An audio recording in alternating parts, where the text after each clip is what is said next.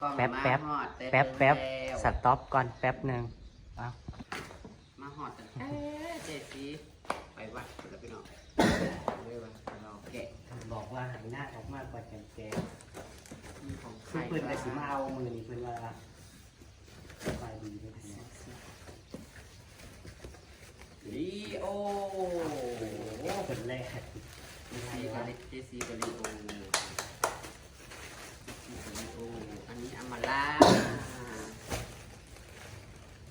อามาล่าป้าดอกวงบ้าวงได้รอใหญ่มากจะไม่มีสมุดด้วย ฝากให้บ่าววงค่ะ เอามีสมุด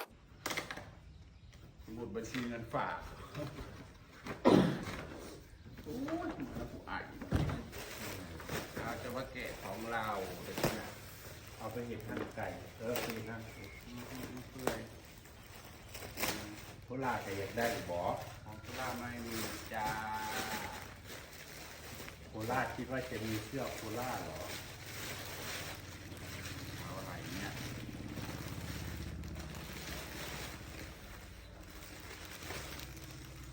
แล้วก็อันจะสวยนะบาท่าเราจะใส่มวนเลยก็ดีกว่ามันง่ายเลยยังเลย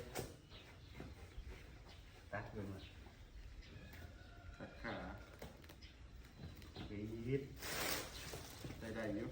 ใส่ได้ยุใส่มวนอยู่เลยขอบคุณพระเจ้าขอบคุณพระเจ้าขอบคุณนี่แหละนี่คือแทนปี๊ดอันนี้มันเป็นสูตรรวมของพัน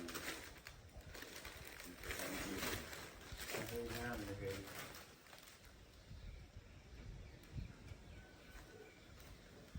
เนี่ยเดินใส่หมวกใส่ยังไงได้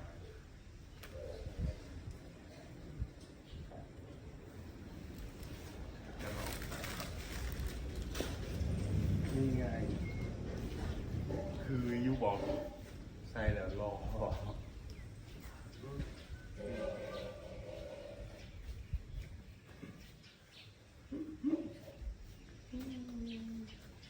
ามดีแบบนี้ตัวเสือมันขึ้นตัวหน้านี่แบบใส่สีจังหวะยิ่งเข้าทำใส่ผัดกินนะผู้หญิงแบบสีแดงแล้วอะไรสีแดงแล้วอะไรเสียให้เกลืออยู่ตัวเสียผัดกินแล้วเลยออกสีแดงแล้วเสือมันขึ้นตัวหน้า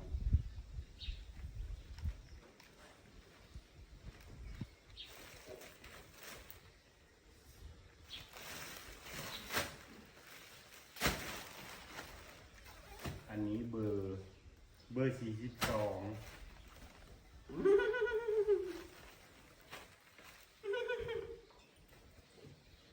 ผิวแดงอันนี้คือคนละขานะเสื้อขานี่ขามันเป็นขาเป็นคนๆนะเลยอันนี้เล่าเข้าหนึ่งหัวหลายร้อยอันนี้ผมจำคนประมาณ500สุดแค่มีไรซื้อสุดสีมากเลยสีดำนี่ก็จะเป็นรองเท้าของอมราแอริเดสแอดิดาสในของฝากแกเศร้าจริงๆนะมัน40เนาะบอส40นะมันมี40แบบเบอร์น้อยก็เบอร์ใหญ่ใดแต่นี่42อันนี้มันใหญ่กว่าตีนอยู่นี่มันใหญ่พอดีเลยใส่น้ำรวมแต่ว่าใส่มวนใส่มวน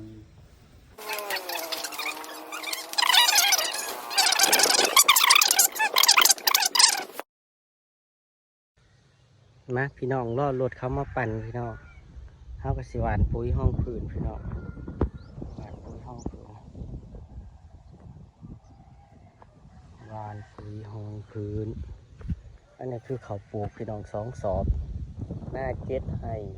1 2 3 4 5 6 7หน้า7ให้พี่น้อง8ทั้งให้น้อย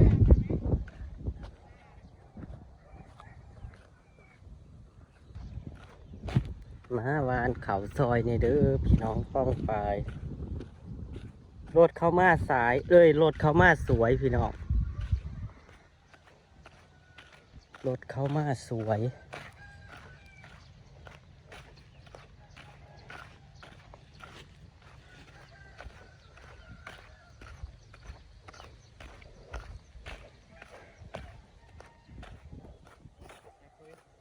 ใส่ปุ๋ยสอบเดี่ยวพี่น้องเลยมันแพงสอบละ1,300ผมตามงกุฎสอบละ1,300ค่าบ้านค่อย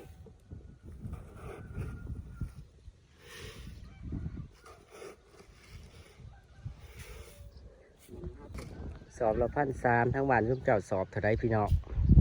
ทางคุณพระเจ้า ตามงกุฎเปลี่ยนกันหวาน งามๆเลยวันข้าววันศุกร์ค่ะดี หวานข้าววันศุกร์ แต่ว่าปุ๋ยสีมาปันหายังบ่ตื่นจ้ะ เอา เมื่อวานปุ๋ยถ่า เมื่อวานพุ้ยกับสุดใหม่ สุดใหม่แก๊กกล่อง คือสีงามอยู่เขาปีนี่นะ ใส่ชุดใหม่ว่า อืม เขาสีงามอยู่เพราะว่ามันจะมีของน้ำมัน จักไห้นะเห็ดบางกีนี่3 หาให้ หาเจ็ดปัญหา หาให้7,500พี่น้อง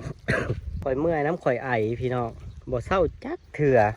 เป็นเดือนล่ะแจ็คเสร็จจังไรพี่น้องบอก มีพี่น้องคอมเมนต์เข้ามาว่าให้เอาหมักกล้วยมาหมักกล้วยดิบมาจิ้มเกลือกินฟานเป็นสิกๆแล้วก็จิ้มเกลือกินเบาวงเพิ่นว่าเพิ่นกินเพิ่นก็บ่เศร้าคือกันเพิ่นว่าข่อยก็กินเบิดทุกอย่างแล้วเพิ่นว่าเพิ่นก็ไอเพิ่นก็บ่เศร้าเพิ่นก็ยังบ่ทันได้เศร้านะเพิ่นว่าเมื่อยแต่สิกินยาแหละ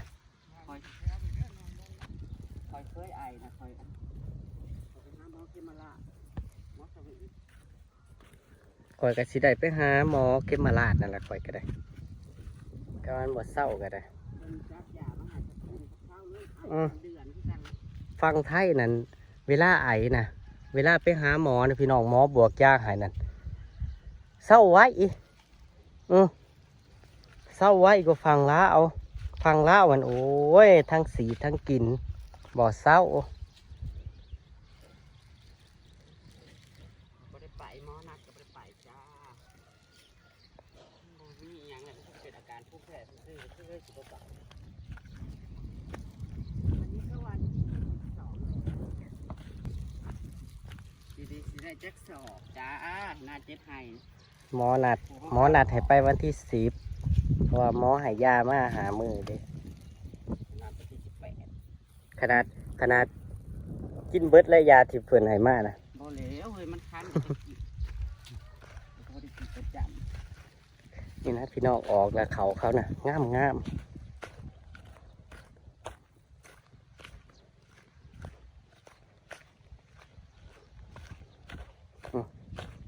เลยพี่มันยังออกมาเสมอกันอยู่พี่น้องเพราะว่าฝนมันบดตกลงมานี่พี่น้องเที่ยวพี่น้องงามอยู่แล้วของเขาแบบว่าบดทีแห้งแล้วก็บ่ห่างแห้งพี่น้องแบบว่ามันเสมอเลยนะพี่น้องโอ้เขียวเลยพี่น้องสุดอ่อนปีนี้เขาเพื่อพี่น้องพี่น้องเขาก็จะได้ร้ายกว่าเก่ามองนี้เขากระเทยออกที่เคยเป็นปุ่มต้นไม้พี่น้องเธอออกเบิดเขากระจูดเขากระเพราเปลี่ยนเป็นไห่หน้าพี่น้องเขาเบิกปีนี้ถูกไห่เลยสีงามคัก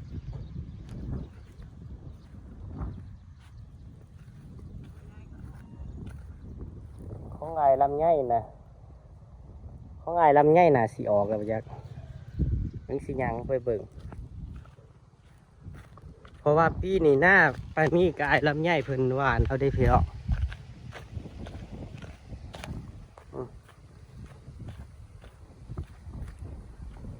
มาเบิ่งปีนี้ของไผสิงามกว่ากันพี่น้องเขาปีนี้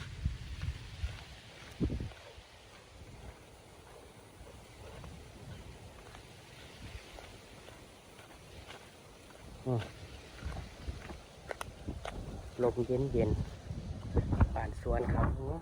ก้อนใหม่เคี้ยวเคี้ยวพี่น้องว่าสิลงมาเบิ่งเพื่อมีหน่อพอได้ต้มเนาะพี่น้องของซุ่มเพิ่นน่ะเพิ่นบ่ได้เอารถใหญ่มา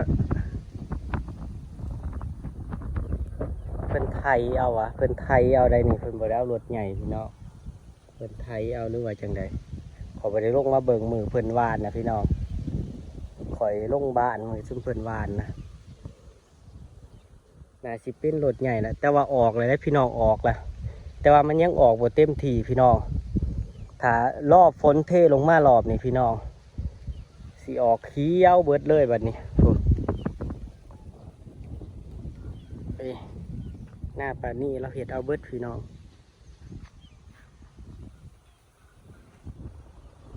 ลมเย็นเย็นไปตะวันคุยกับพี่น้องอัดเปลี่ยนกัน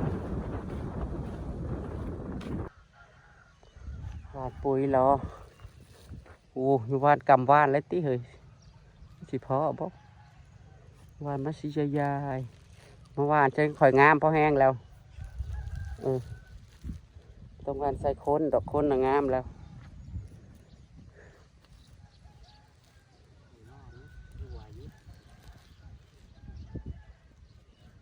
กระทั่วแล้วว่าป่านสิปากกาบ่เป็น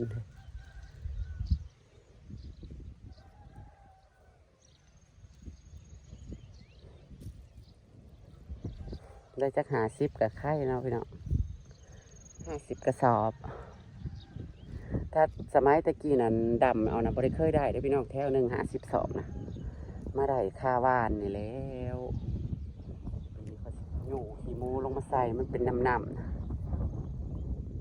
โอ้ยตะกะแตนพุ่มบินไปสมัยตะกี้ขันย่ำนี่เลยฮะไรตะกะแตนแต่เดี๋ยวนี้ไม่มีจ้าไม่มีตะกะแตนเราดูทำหน้าอีกแล้วพี่น้องไอ้วกไปวนมาแป๊บเดียวเนาะคือจังจับหน้าอีกแล้วหูแย่ทำไมหูใหญ่จังเลยกระปูเหรอหูแย่นะบอกแม่นหูบึ้งแล้วจะเฮ็ดจึงแล้วคือบึ้งออกหูบึ้งขั้นอายบ่หูทีนี้ก็จะเฮ็ด3 คนทำพ่อใหญ่ขันนะพี่น้องนี่เราพักจ้ะเพราะว่าหน้าเพิ่นสีหายกะน้องชายเพิ่นเฮ็ดเก็บลำไยเฮ็ดซะเพราะว่าเจซีก็เอาแต่ของตัวเองแหละเอาแต่พอได้กินพอดีเลยของเจวานตั้งแต่ก่อนเจซีไปวัดออกมาแล้วเขากำลังเขียวเพราะว่าเริ่มพยาบาลประกาศผูกง้อผูกควายเลยเด้หน้าเขาบันเบิกไม้พี่น้องเอ้ยผูกสูงเบิกไม้จ้าเลยทางลงอีกค่ะอ๋อพอดีคักอะไรได้ข้าวบานนะอยู่ทางคำพ่วงแห่งที่เขาลงไปเลยเสียนี่ก็บอกให้วานห้ามมาลีเขาทุกวันเขา2 สอบพี่น้องเอ้ยนะเขาใน2 กระสอบพ่ออยู่ดอกพ่อก็เอาได้เล่าลงมาวานคนละแนววานไปไก่เฮ้ยวานพุ้ยนะวานจั่ว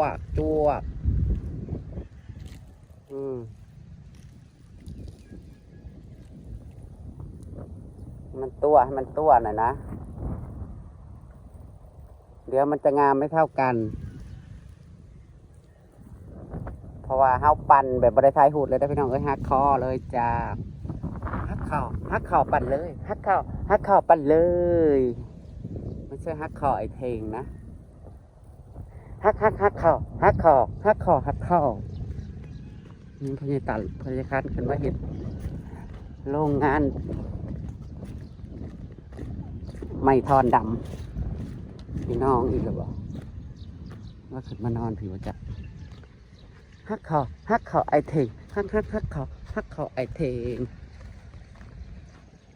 ม่วงเป็นหมากโดกโอ้ยเป็นดอกโดกของบ่มีหมากไม่เป็นหมากเลยไม่จับเลย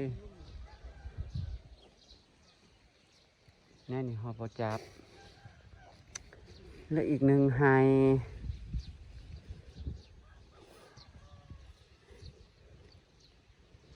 เลือกอีกไฮหนึ่งปุ้ยเลือกเอาไว้อ้อยบัดแต่ว่าหมกม่วงอันแก้วนี่นั่นกำปั้มอยู่บนนี้มันเป็นไม้นะโดกตรงนี้แต่ว่าสิจับซ้ำใดเป็นหมากเหลืองล่นอยู่โอ้ยตอนนั้นเป็นกระปั้มมาเลยได้พอดีได้กินย้ำน้ากากินสมย้ำน้ามึงเนี่ยผมมันหักบ่อยากจับนี่มันเป็นเพราะอะไรเพราะย้ำนี่มันคือบ่จับประกาศยังแล้วพยาบาลแล้วประชุมเสือกมานี่สิมาใส่เสือกงัวนี่เบิ่งในเขาขาดออกตอนได้กับบ่ฮู้เงาะโลดย้อนสิมีหลายตู่นั่นแท้ๆได้นางดำนี่หมุนยนที่นึงสิมาไทยหน้าปั้นเขาให้กันยังบ่ตื่นเนี่ยมักง่ายนางตามโหลนี่สิมาอยู่บ่ นั่งวานเขาห้องบัวนั่งวานเขาห้องบัวไปซอยไหน บ้านเมื่อใดเมื่อวาน